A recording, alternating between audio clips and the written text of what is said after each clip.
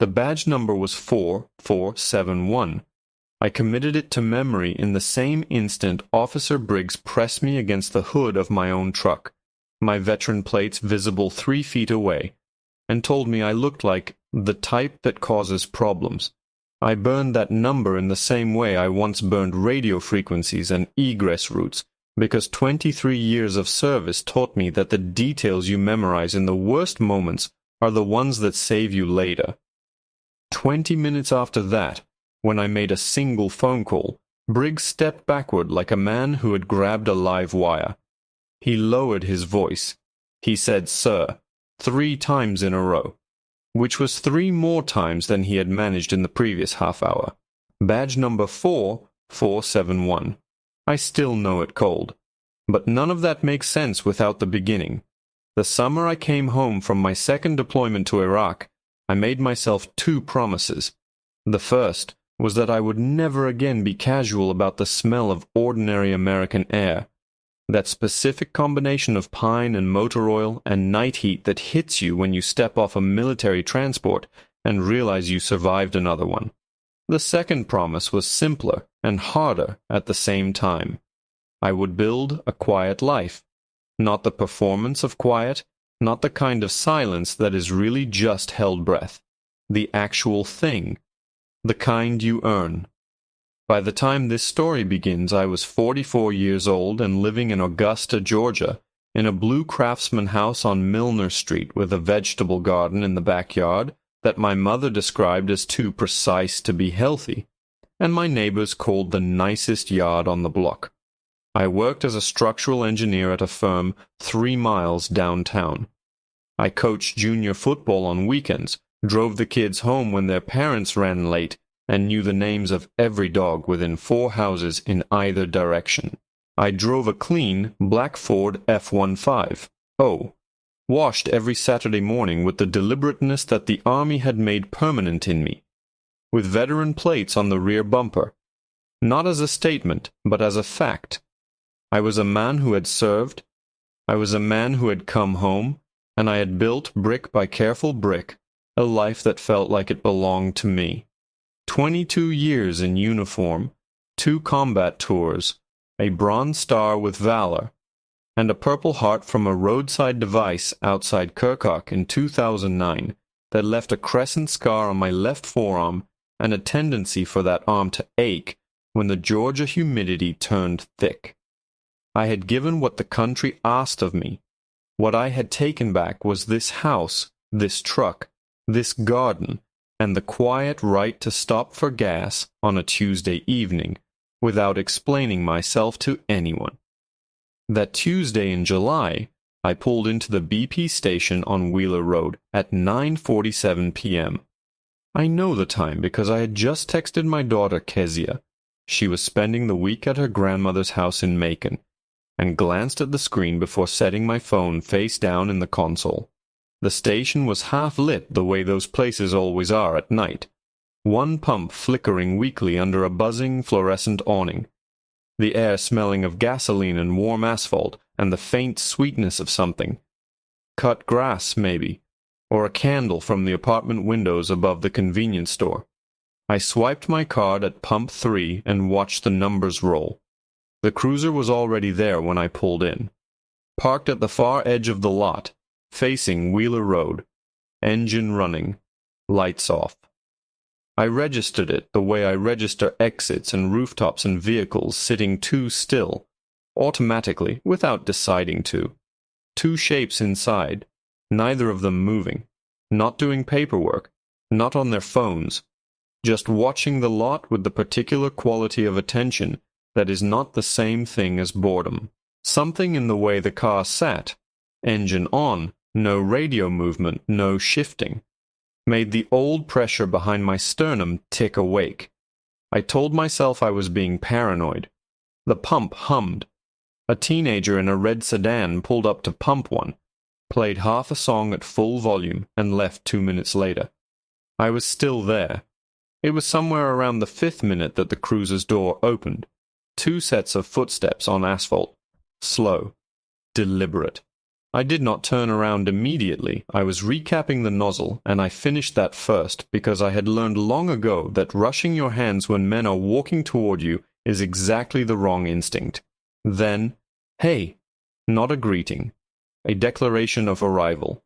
Officer Briggs was 6'2", mid-30s, with broad shoulders and the flat, pre-decided expression of a man who had made up his mind somewhere between the cruiser and the pump. He wore his hat low. His nameplate said Briggs in capital letters. Behind him, Officer Reyes, younger, quieter, with deep circles under his eyes that suggested he had been on shift a long time, positioned himself not directly behind me, but slightly to my right and at an angle. Flanking, not obviously, but I had been flanked in places where the consequence was not a conversation, and the body does not forget the geometry. "Evening," I said. My voice was even. "You live around here?" The inflection wasn't curious. It was a challenge dressed as a question. "I do," I said. He looked at my truck, at the veteran plates, at my hands, back at my face. "Got a call. Suspicious individual at this location." The pump had already clicked off. I tucked the nozzle back into its cradle without rushing, keeping my hands in sight, out of a habit so old it had ceased to feel like a choice. "I'm getting gas, officer, that's all. I'll need to see ID. Standing at a gas pump, I had no legal obligation to produce identification. I knew the Fourth Amendment not from a law class, but from years of watching what happened to men who did not know it, and from years of watching what happened to men who invoked it at the wrong moment with the wrong officer. I made the calculation. I reached into my back pocket and handed over my license without a word. Briggs held it longer than he needed to. He turned it slightly as if checking the light. "Marcus Webb." He said my name the way some people say a word they suspect is misspelled. "That's correct. What are you doing out here this time of night?" The slow heat behind my sternum deepened a degree. "Getting gas," I said. "As I mentioned." He handed back my license without looking at me. "You seem tense," he said. "I'm a veteran," I said. Alert is a default setting. Something shifted in his expression. Not amusement, but recalibration, the look of a man updating a plan. He tilted his chin toward the truck. "Mind if we take a look inside the vehicle?" The phrasing was smooth. A request, technically, but the way Reyes had quietly repositioned himself between me and the driver's door, the way Briggs's weight had shifted to block the pump side, the architecture of it was not a request. It was a funnel. "I do mind," I said quietly. "I don't consent to searches." The silence that followed had weight, not the neutral silence of two strangers, the weighted kind, where the air has been charged and everyone knows it. Reyes studied the asphalt at his feet. Briggs looked at me for a long moment with an expression I could not read precisely but recognized in category, the look of a man deciding which tool to reach for next. When he spoke again, his voice had dropped half a register, which somehow made it feel more dangerous than if he had raised it. "Here's how this works," he said. He stepped half a foot closer. The fluorescent light buzzed overhead. "I can call this in right now, get 2 more units out here, and we stand in this parking lot for the next 2 hours while we sort this out the proper way. Or you cooperate. We're done in 5 minutes and you go home. It's a hot night." He paused. "Your call." I looked at him. I looked at Reyes, who was looking at nothing.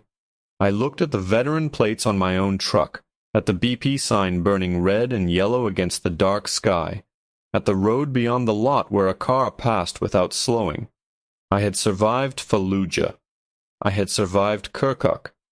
I had carried a dead man's dog tags back to his mother in a suburb of Columbus, Ohio, and held it together through the entire conversation. And I was standing here, at a gas station 3 miles from my house, being told to submit or wait in the heat while men with badges decided when I was allowed to leave. I reached into the cab of my truck and picked up my phone. "What are you doing?" Briggs said. Making a phone call, I said. Put the phone down. His voice sharpened. I am not under arrest, I said, and my voice was very, very calm. I am not being detained, you have no probable cause, and I am making a phone call. I scrolled to a contact I had not dialed in 14 months. The name on the screen was not a lawyer's name, not a hotline, not a civil rights organization. It was a name that meant nothing to Briggs, and nothing to Reyes, and everything to the 3-star general who would answer it, even at this hour, because Brigadier General James T. Holloway had given me his direct line the day I left the service, and said, with the particular directness of a man who says exactly what he means, "If you ever need me, Marcus, not for small things, for the real ones." I found the name. I pressed call. Briggs said something to Reyes under his breath. I didn't catch the words. The phone rang once on the other end, then twice. On the third ring, someone picked up. "Holloway," said the voice on the other end, level and taut, like a cable under load. There was soft background noise, a television or radio in another room. The general was home. "Sir, it's Marcus Webb," I said. "Sorry for the late call. I have a situation." A pause. Exactly 1 second long. The particular pause of an experienced man making a decision. "Go ahead," said Holloway. "I'm standing at a BP station on Wheeler Road in Augusta. 2 officers stopped me without cause. Detention without detention. Search request without probable cause. I haven't broken any law. I have veteran plates. They're pressing." I spoke quietly and evenly, the way you deliver an operational report. Facts, coordinates, threat status. Another second of silence. Then Holloway said, "Put the senior officer on." I looked at Briggs. "Someone would like to speak with you," I said, and held out the phone. Briggs stared at the screen the way a man stares at an object that was harmless a moment ago and has just stopped being so. His eyes moved from the screen to me and back. Something in the tone of my voice, or in the fact that I hadn't hesitated for a single second, hadn't searched for a number, hadn't scrolled through contacts, had simply pressed call and spoken as though everything were proceeding according to a plan he had no access to, made him take the phone. He brought it to his ear. Reyes stood perfectly still beside the cruiser.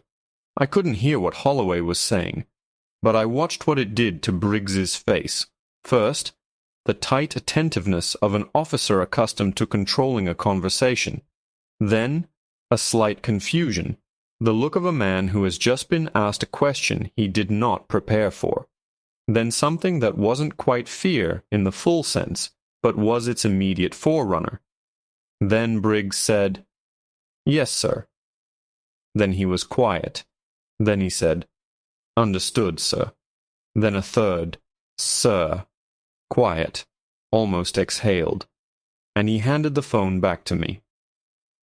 "Marcus," said Holloway, when I had the phone again, "write everything down. Badge number, car number, time, names. Call Colonel Durham at Congressman Reed's office tomorrow morning. I'll give him a heads up. Are you all right?" "Completely fine, sir," I said. "Thank you." "Don't mention it," he said, and added what he always added when we ended a call in a hard moment. "You're not alone, son." I put the phone in my pocket. Briggs stood 2 steps away from me. In the few minutes that conversation had lasted, something between us had shifted in a way that could not be reversed. The way the air over asphalt changes when a storm has already passed, though there was no rain. He was looking at me differently. Not better. Not apologetically. Just differently. The way you look at a variable you underestimated. "We're done here," he said finally. "Not you're free to go. Not everything checks out. Just done."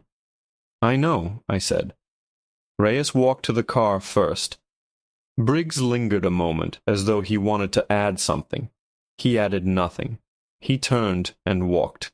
The cruiser switched on its headlights and pulled out onto Wheeler Road. I watched the red tail lights dissolve into the dark, and inside me there was quiet. Not the quiet of relief, but the quiet of a decision that has been made. I climbed back into the cab, closed the door, put my hands on the wheel, and sat for a moment without moving. Under the skin of my hands there was a fine trembling. Not fear, but residual adrenaline, the same kind that came after a firefight when the body slowly returned to its normal operating mode. I didn't let it become anything larger. I took out my phone, opened my Notes app, typed July 19th, 9:47 p.m., BP, Wheeler Road. Officer Briggs, badge 4471. Officer Reyes, badge, confirm. Cruiser number 308. Search request without probable cause. Threat of detention without grounds. Short, precise, time-stamped. The way incident reports are written after contact with the enemy. This had been contact with the enemy, of a different kind. I drove home slower than usual, not because I was shaking, because I was thinking. The house met me with silence and the smell of warm wood, the summer smell of an old house that knows you. I switched on only the kitchen light, put water on for tea I had no intention of drinking, and sat down at the table. I took out my notebook, paper, not my phone, and began to write. In detail, every word Briggs had spoken, every position Reyes had taken, the geometry of how they had placed themselves around my truck. I remembered everything with the precision that 22 years in the army makes not a skill, but a reflex. By 1 in the morning I had 4 pages of tight handwriting. Then I called Kezia. Late, nearly 1:30. But she answered on the first ring, because Kezia always answers on the first ring when her father calls. "Dad, everything okay?" "Everything's okay," I said. "I just wanted to hear your voice." A small pause. "What happened?" "Nothing I didn't handle," I said. That was the truth. She went quiet. Then said softly, "You'll tell me when I get back." "I'll tell you," I said. After the call I sat for a long time, looking at the garden through the window, dark and sleeping, the neat rows barely visible in the light of a half-moon. I thought about Briggs, not with anger. Anger would have been a waste. I thought about the system that produced men like him and permitted them to stand beside other people's trucks at 9 in the evening with 0 grounds. I thought about how many men had stood at that same station, at that same pump, and had no general's number in their phone. That didn't give me the right to stay silent. It made silence impossible. At 8 the next morning I called Colonel Durham. At 8:15 I called Attorney Simmons, who had been recommended to me by the ACLU 2 years earlier at a civil rights seminar I attended, not because I expected trouble, but because I considered it useful to know. By 9 o'clock, I had 3 formally filed complaints with the Augusta Police Department's Office of Professional Standards, Congressman Reed's office, and a veterans' rights organization.